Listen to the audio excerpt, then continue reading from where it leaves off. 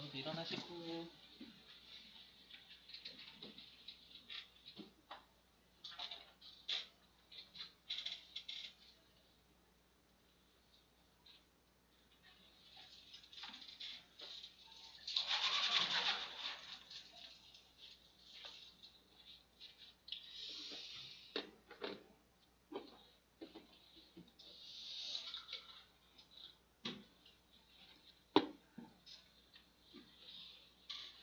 소득세 할 거고요. 마지막 파트이기도 하죠. 일단 배점에 대해서 다시 이제 간략하게 설명할게요.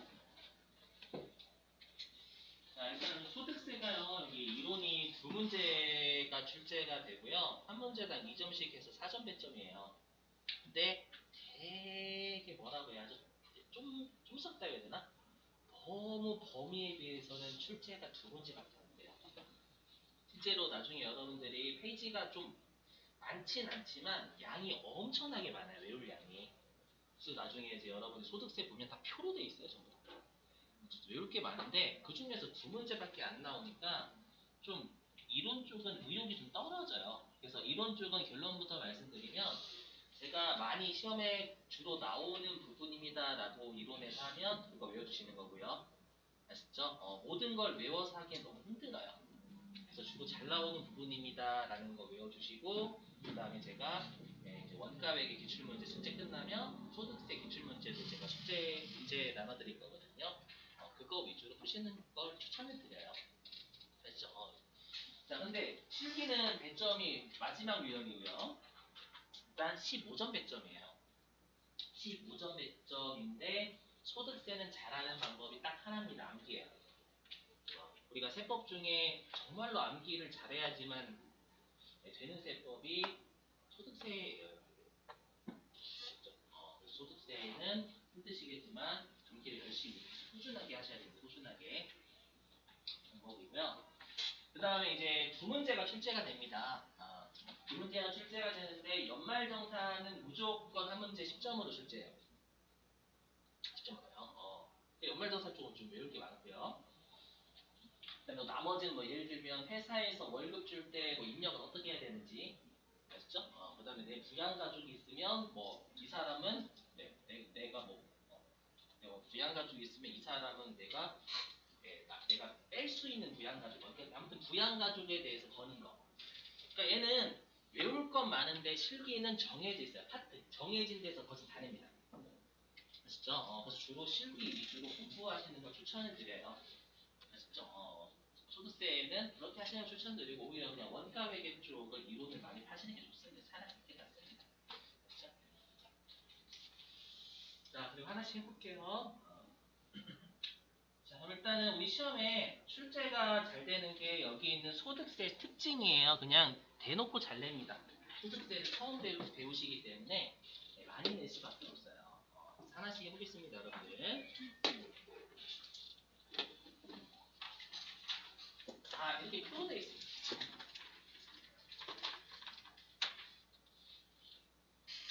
자, 해보면요. 자, 우리가 여러분들 소득에 대해서 부과하는 세금이 두 가지가 있어요. 이게 이제 개인이 벌어들인 소득은 소득세라고 하죠, 여러분들. 그렇죠? 법인이 벌어들인 소득은 우리가 법인세를 낸다고 표현하고요. 그렇죠? 자, 근데 여러분들 우리가 법인하고 개인 중에 누가 더 많아요, 훨씬? 개인이 많죠, 여러분들. 법인은 숫자가 한정돼 있죠. 그렇죠? 개인이 많고요. 그 다음에 감정은 있어요, 없어요, 법인은? 법인은 감정이 삼성전자 기분이 나쁘다 이런 말은 잘 안 쓰잖아요, 여러분들. 그렇죠? 기분이 나쁘다라는 표현, 개인이 기분이 나쁘다는 표현을 쓰죠, 여러분들. 맞죠? 현대차가 기분이 나쁘대요. 무슨 말이에요? 그죠? 그래서 개인은 감정이 있고요. 사람이 많아요. 그럼 제가 이걸 왜 설명하냐?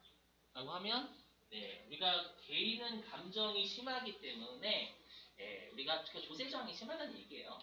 그렇기 때문에 세무서 입장에서는 모든 소득에 대해서 과세하는 게 아니라요.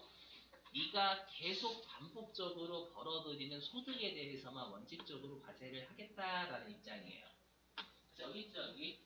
계속 반복적인 소득만 과세하는 게 원칙이에요. 그렇게 우리가 경상적이다라고 표현하거든요. 계속 반복적인 걸. 그래서 우리가 일시적이거나 우발적인 소득은 과세를 원칙적으로 하지 않습니다. 그렇죠? 나중에 배우시겠지만 일시적이거나 우발적인 소득을 과세하는 건 기타 소득으로 과세가 되는데 이건 뒤에 가서 다시 설명하겠습니다. 그렇죠?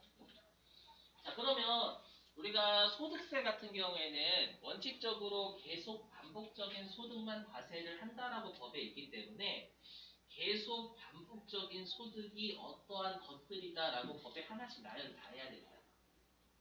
맞죠? 왜냐면 모든 소득에 대해서 과세한다라고 하면 그냥 아무것도 할 필요 없어요.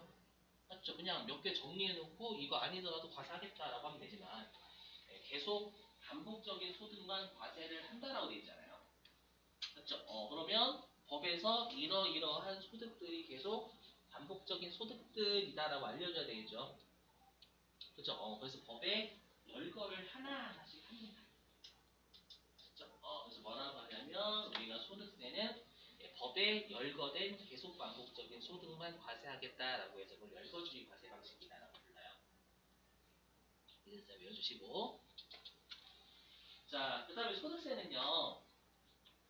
우리가 개인이 벌어들인 게 되게 종류가 많죠. 내가 이제 뭐 편의점 사장님이다라고 하면 사업소득이 있으신 분이고 내가 일을 하고 돈을 받는다라고 하면 근로소득이 있는 거고요. 내가 만약에 은행에 저금하고 이자 받는다라고 이자 소득이라고 하고 아시죠? 그래서 뭐라고 하냐면 소득세는 소득의 원천별로 세금을 따로따로 부과하겠다라는 입장이에요. 소득의 원천별로 우리가 과세를 하겠다라고 해서 소득 원천설이라고 불러요. 그죠? 자, 근데 우리가 여기 두 번째 줄 여기 보시면 이자 소득하고 배당 소득 있죠? 이건 어떤 느낌인지 직감이 오실 거예요. 이자 소득과 배당 소득. 직감 오시죠, 여러분들? 자, 이 이자 소득하고 배당 소득 같은 경우에는 우리가 금융소득이라고 해요. 금융소득 합쳐가지고 다 금융기관한테 받는 거니까. 그렇죠? 금융기관한테 받는 거니까. 네, 이러한 이자 소득과 배당 소득은요, 우리가 금융소득인데, 금융소득은 신종금융 상품이 되게 많이 쏟아지죠, 여러분들. 그죠? 그래서 신종금융 상품이 쏟아지는데, 그것을 법에 일일이 다 나열을 해야 된단 말이에요. 열거주의 방식이기 때문에. 그죠? 그게 가능하겠어요? 불가능하죠. 맞죠? 신종금융 상품 나올 때마다 법에 열거를 해야 된다면 그 법 만드시는 분이 때가 70도 몰라요. 맞죠? 증권회사에 전화해가지고 만들지 마세요. 제발. 부탁해 제발. 나 법에 열거해야 돼. 이럴 수 있잖아요. 여러분들. 그죠? 그래서 우리가 이자소득하고 배당소득은 법에 열거되지 않는 것이라고 하더라도 이자 성격이거나 배당 성격이면 세금을 부과하겠다라는 입장이 취해요. 그럼 우리가 포괄주의 과세 방식이다라고 포괄적으로 과세합니다. 그렇죠? 자, 발문제니까 대비해 주시고 자, 그 다음에 개인 단위 과세 이거 뭐냐면 여러분들 소득세는 개인이 내죠. 벌어들인 개인. 근데 내가 나도 벌고 배우자도 벌어요. 아시죠? 그러면 같이 세금 내요? 아니죠. 따로 내요. 따로. 아시죠? 그래서 원칙이 뭐냐면 여기 개인별 과세니까 배우자의 소득을 합산하진 않습니다. 얘기가 되셨어요? 자, 그리고 우리가 부가가치세는 10% 세율이었죠. 원칙이요. 그때 소득세는 누진세율이라고 합니다. 누진세율이 뭐냐면 소득 구간이 올라갈수록 세율이 올라가요. 아시죠? 그래서 많게 벌면 내가 10억 이상 번대요. 10억 넘게 벌면 45% 뚜드려 아시죠? 맞고 싶죠? 45%. 그렇죠? 그래서 이걸 우리가 누진세율이라고 해요. 아시죠? 최소 6%부터 최대 45%까지 있는데 외우실 필요 없습니다, 여러분들. 자, 그래서 여기 우리가 소득이라는 건 능력이죠, 여러분들. 그래서 능력에 따라서 과세한다라고 해서 우리가 능과세라고도 불러요. 능력에 따라서, 능자가 따라서라는 뜻이거든요. 능력에 따라서 세금을 부과한다라고 해서 능과세라고 합니다. 되셨어요? 자, 그럼 이제 이 위에 있는 거 설명 좀 할게요.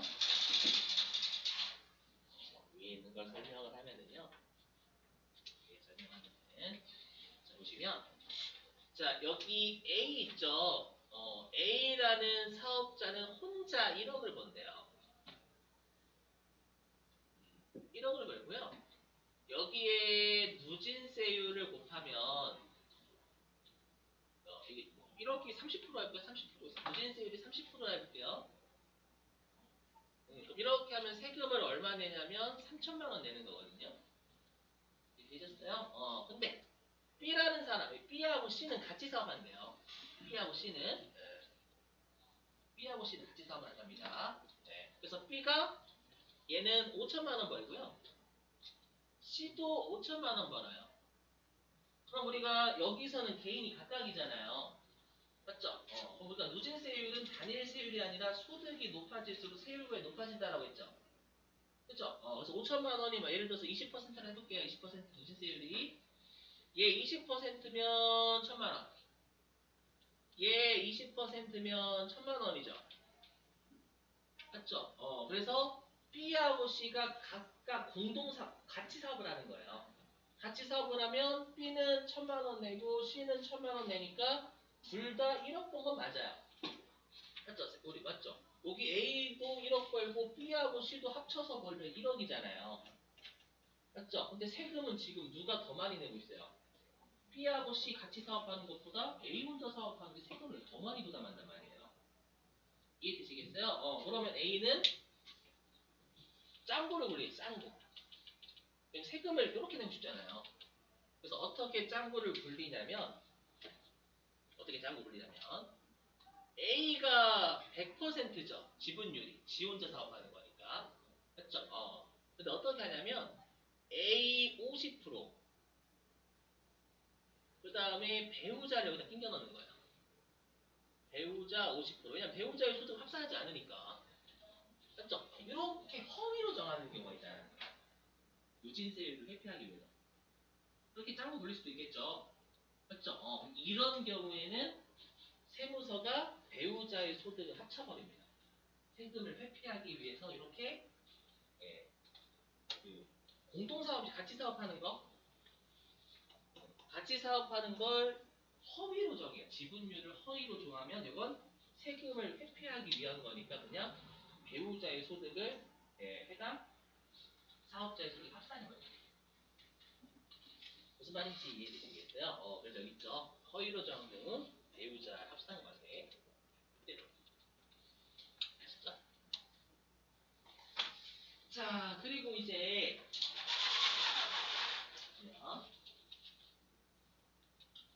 자, 우리가 소득세는 여러분들이 신고하고 납부하는 세금이에요.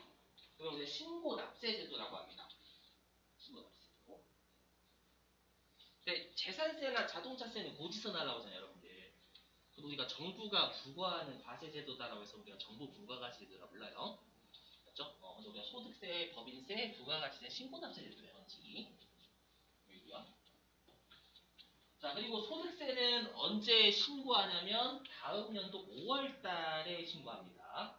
실제로 5월 달쯤 되면 소득세 신고 기한입니다라고 팜플렛 걸려 있어요. 세무서 거기 근처에. 자, 여기 말문제 조심하실 게 여기 자, 과세 표준이 없어요. 내가 비용이랑 다 뺐더니 낼게 없는 거예요. 그 다음에 결손금이라는 건 적자거든요. 그런 게 있더라도 세무서에 신고를 해야 돼요. 왜냐면 시험에 안 한다라고 틀리거든요. 세무서가 알 길이 없어요. 신고를 안 하면. 얘가 적자인지 아닌지 알 길이 없어요. 적자인지 본인이 알겠죠, 여러분들. 세무서 모르잖아요. 그죠? 지금 조심하시고 문제요. 자, 그 다음에 이제 우리 시험에 중요한 건 요 인적 문제예요. 이게 가장 중요합니다. 인적 문제라고. 진짜 중요합니다. 들어보실게요, 그냥. 아니요. 자, 저 혼자 400만 원 벌어요, 월급을. 되게 행복하죠? 맞죠? 400만 원 월급이 들어왔어요. 저 혼자 번데요. 그러면 뭐 쓸까? 뭐 살까? 이 고민부터 하죠. 근데 제가 배우자가 있고 자식이 2명 있대요. 월급이 400만 원 들어왔어요. 그럼 뭐부터 쓸까 그래요? 뭐 살까? 아니죠, 여러분들. 생활비 얼마?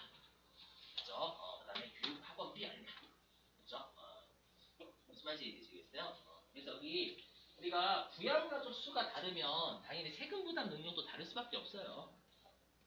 맞죠? 똑같은 400만 원이 아니잖아요. 맞죠? 그렇기 때문에 부양가족 수가 다르면 그 부양가족 수를 고려해서 빼주는 거 우리가 인적공제라고 불러요. 사람을 고려해서 빼준다고 해서 인적공제. 되셨어요? 그래서 이 인적공제가 우리 실제 연말정산 그쪽 실기에서 무지막지하게 중요해요. 그럼 뒤에 가서 하겠습니다. 다시 별도로. 넘어가서 할게요. 자, 이제 여기는 시험에 이론 실기 다 중요합니다. 이렇게. 이론하고 실기가 다 중요한 파트예요. 뭐냐면 우리 아까 여러분들 소득세 같은 경우에는 소득의 원천별로 구분한다라고 했었죠. 그랬죠? 그래서 나중에 한번 외워주셔야 돼요. 뭐냐면 이자소득, 배당소득, 사업소득, 근로소득, 연금소득 여기까지는 여러분들이 뭐 대략 아실 수 있는 내용이에요. 그다음에 기타 소득은 일시적인 소득. 그 다음에 퇴직소득, 양도소득. 퇴직소득은 먼저 아실 거고 양도소득은 개인이 부동산 같은 거 팔면 양도소득세라는 세금이 별도로 있어요. 이렇게 8가지. 근데 우리 시험에 주로 나오는 건 6가지거든요. 위에 있는 6가지요. 이 6가지의 소득은 1년에 한 번쯤은 발생할 수 있는 소득들입니다. 그죠? 근데 아래에 있는 퇴직소득하고 양도소득은 1년에 한 번쯤은 발생할 수 있는 소득들이 아니에요. 장기간에 걸친 소득이 되겠죠. 회사를 매일 작년도에 하고 올해 연도에 하고 내년도에 하고 누가 뽑아줘요? 퇴사를 반복되지 않은 사람이잖아요. 그래서 퇴직소득하고 양도소득은 별도로 분류해놔요. 따로 별도로 과세하겠다. 별도의 과세 체계를 쓰겠다라고 해서 분류과세라고 해요. 아셨죠? 자, 그럼 이제 문제는 이 6가지 소득이에요. 뭐냐? 자, 여러분들 보시면 방금 사례에서요. 여기 B하고 C 있죠? B하고 C가 각각 벌었잖아요. 그럼 우리가 개인은 지금 2명이죠? 2명이니까 개인이 2명이랑 합산은 못합니다. 하지만 이럴 때는 합산시켜요. 뭐냐? B 혼자서 5천만 원 각각 번 거예요. 그럴 수 있겠죠? B가 낮에는 일을 하고요. 그래서 5천만 원 벌어 1년 동안. 그리고 밤에는 음식점 운영했대요. 음식점.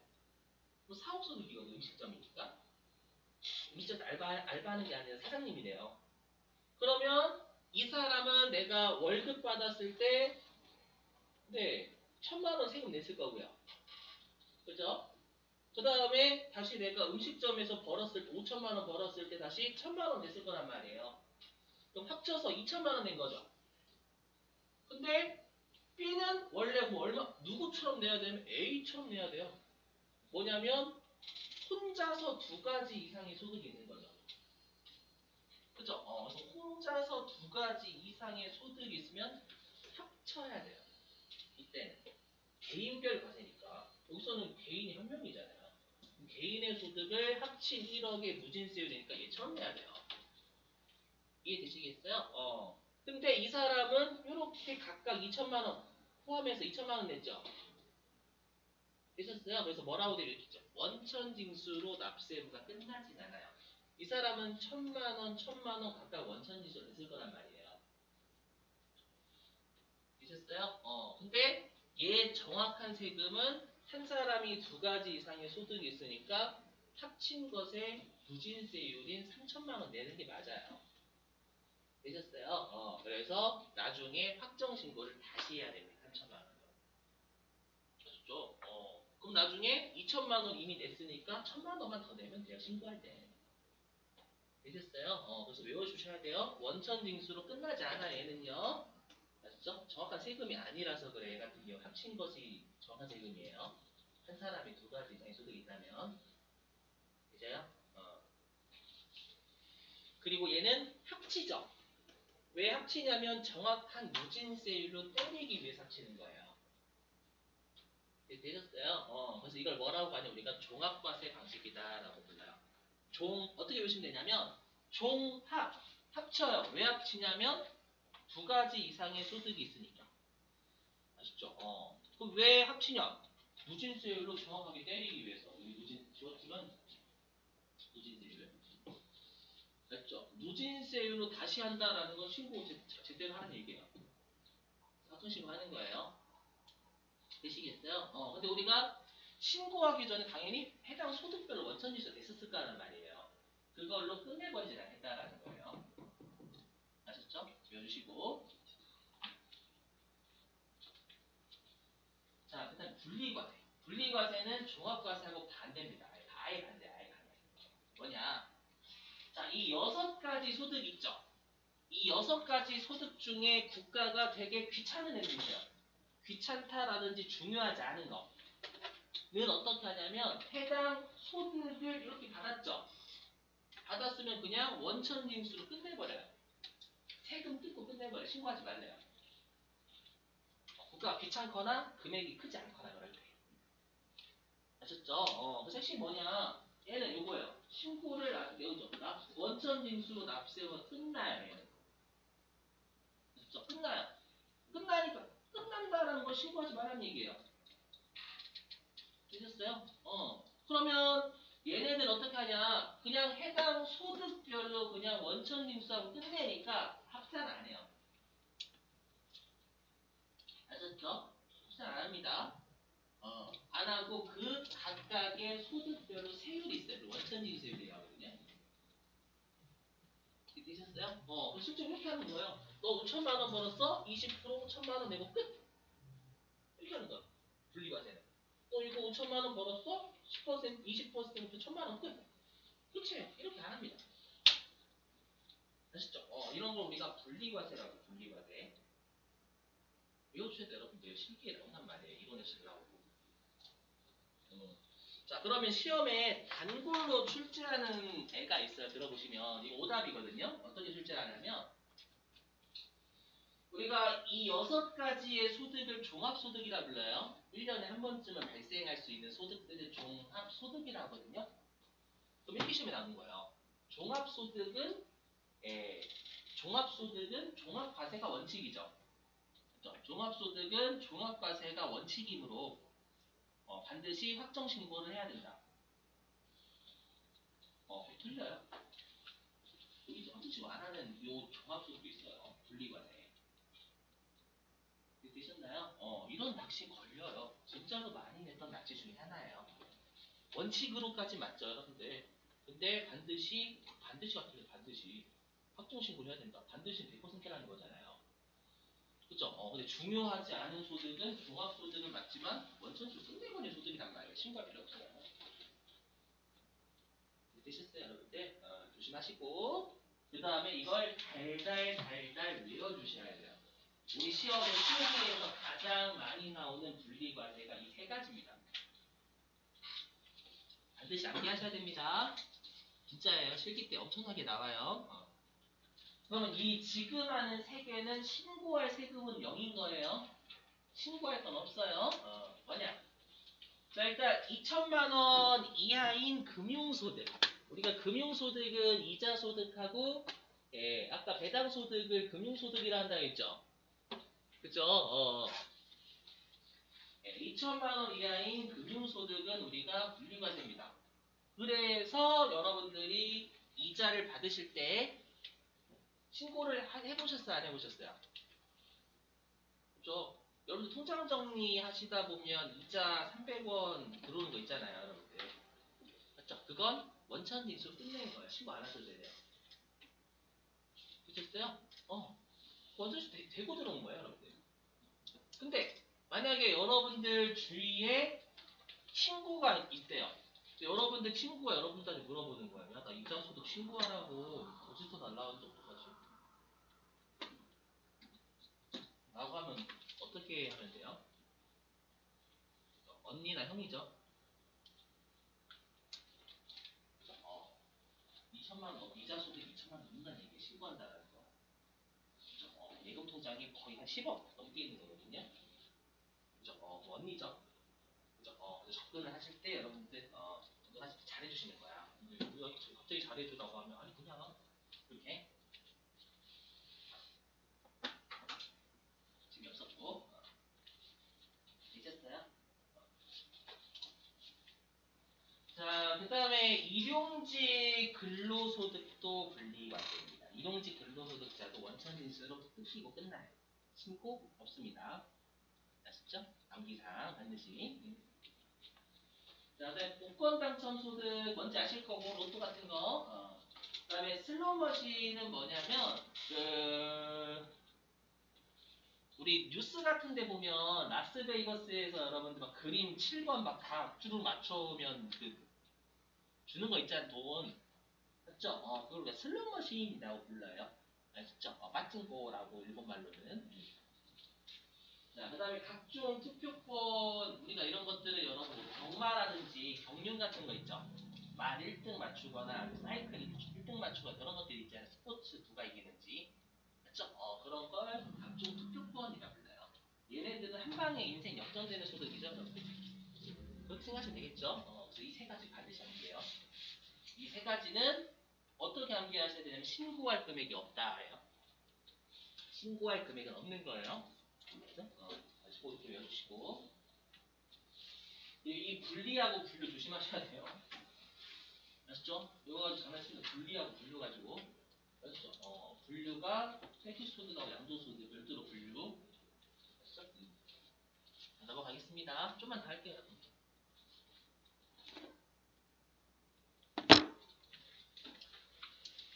자, 이제 납세 의무자 개인이고요. 여기까지만 하고 마치고 숙제 낼게요.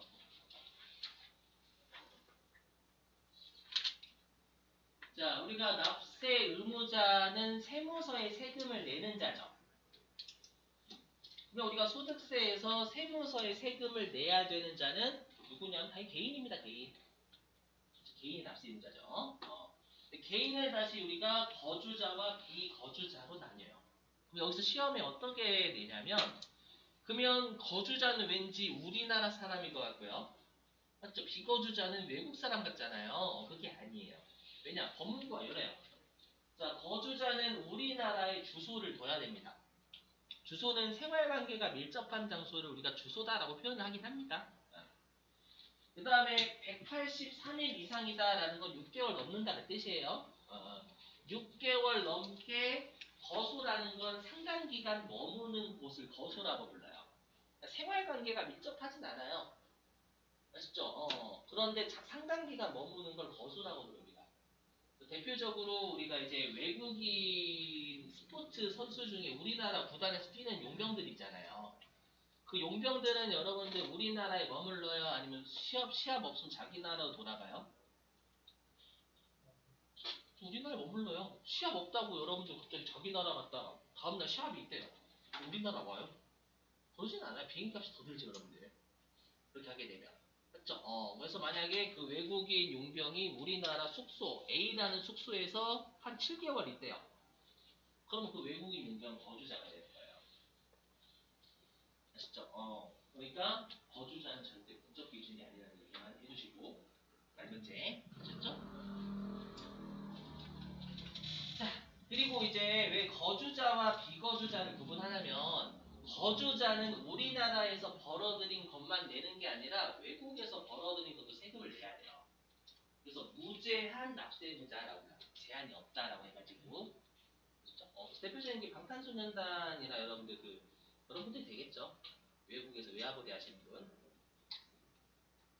우리 오빠한테 왜 그래요라고 생각하지 마시고 자, 그 다음에 비거주자 비거주자는 그냥 거주자가 아닌 개인 이렇게 돼 있어요. 그러니까 그냥 이 사람들은 우리나라에서 벌어들인 것만 과세를 해요. 자기 나라에서 벌어들인 거 과세 못합니다. 우리나라에서. 그렇죠? 그래서 제한적이죠. 그래서 제한 납세의무자라고 부르고요.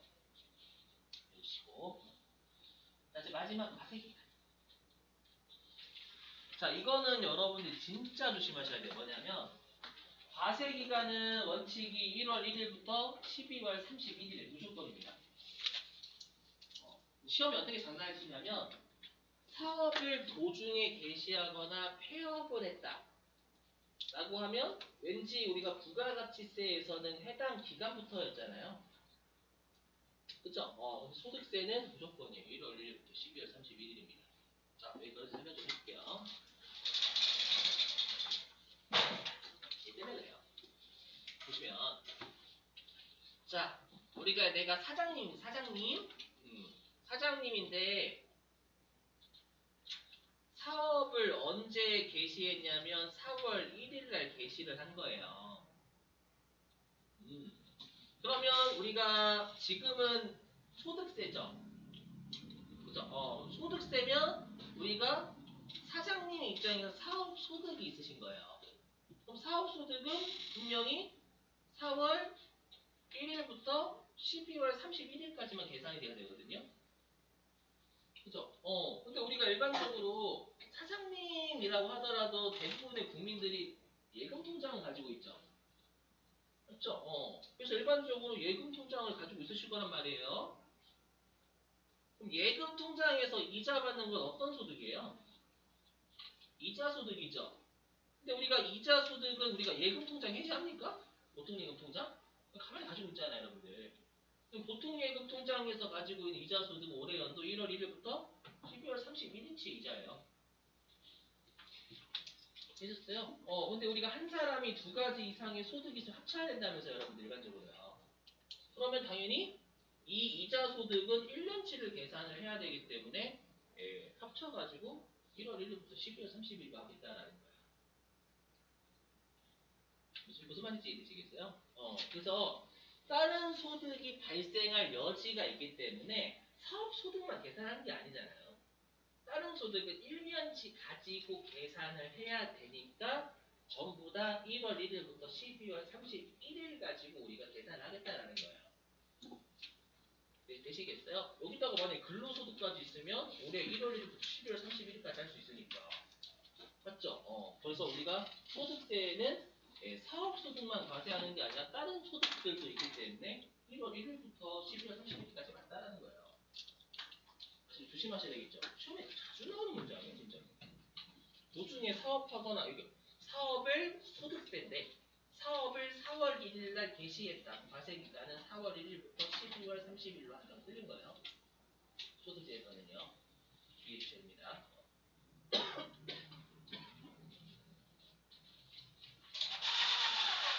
자, 그다음에 거주자가 사망하면 과세기간은 사망일까지가 돼야 되겠죠, 여러분들. 이거만큼. 맞죠? 거주자가 사망했는데 12월 31일까지 하면 이거 거의 여러분 조선시대 3관오리. 맞죠? 5월달에 돌아가셨는데 12월달까지 이렇게.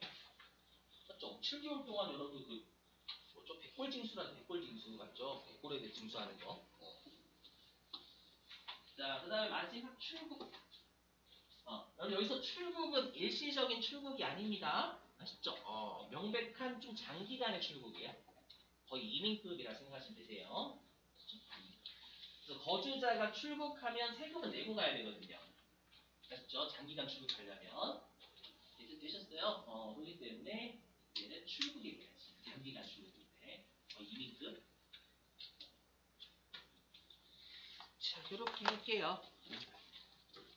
자, 일단 여러분들 유인물 좀 나눠드리겠습니다. 지금 나눠드리는 유인물은 원가 회계 기출문제입니다.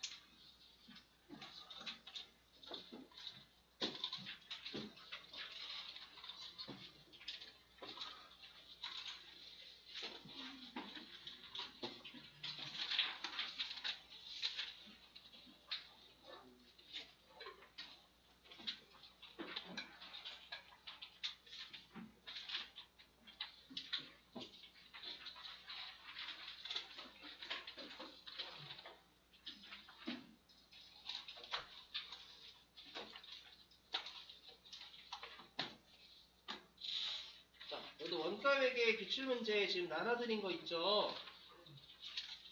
네, 숙제는요. 네, 1페이지부터 9페이지까지. 유형 1번입니다. 유형 1번. 일단. 유형 1 많죠? 보니까 좀 많이 나왔죠? 유형 1번은. 그죠? 그래서 1페이지부터 9페이지 유형 1까지 39번까지요. 아시죠? 그러니까 1장이 실제 가장 많이 내리지 않죠? 좀 많이 풀어보세요. 주로 T계정 이제가 좀 많을 겁니다. 아시죠? 계속 풀다 보면 여러분 감이 잡힙니다. 아시죠? 꼭 풀어보시고 오늘은 숙제 요거밖에 없어요. 자, 고생 많으셨고요. 내일도 여러분들 소득세 이론 좀 하고 그 다음에 또 실기 들어가도록 할게요. 이론 실기 같이 병행하는 식으로 하겠습니다. 똑같이. 네.